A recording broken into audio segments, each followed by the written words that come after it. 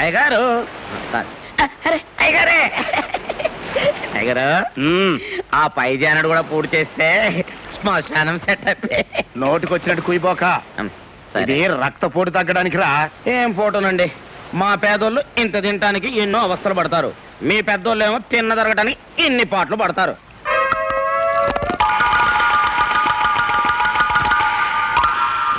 ఏంటా మెక్కుడు, dairy farm గొట్టులాగా నా కంటి ముందట మెక్కబోకరా. ఆకలిగా ఉంది, నాలుగు పీకేస్తుంది. ఆకలి పట్టుకోవటానికి మంచి కథ చెప్పనా? కథలు చెప్పడం నీకు అలవాటే కదా, చెప్పు.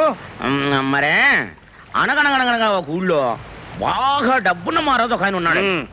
ఆయనకి ఎంత సంపాదించినా తృప్తి లేదండి. ఇదేదో నా కథలాగా ఉందట్రా. అబ్బా, సెంటర్ లో చేంజ్లు ఉంటాయండి, మధ్యలో బ్రేక్ లేకండి మీరు.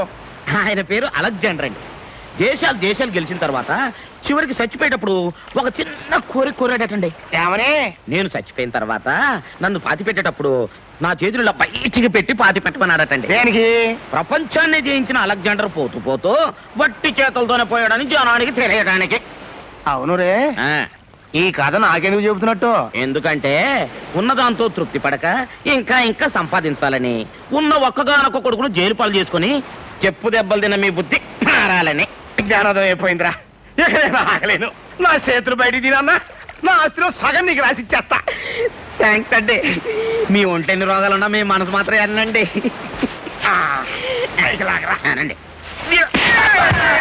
ఎందుకంటే కొట్టారు?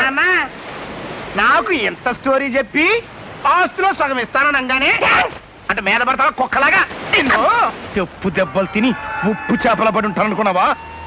చూస్తా ఉండరా, ఈ గోతులో ఉండే వాళ్ళకి గోతులు తవ్వుతా.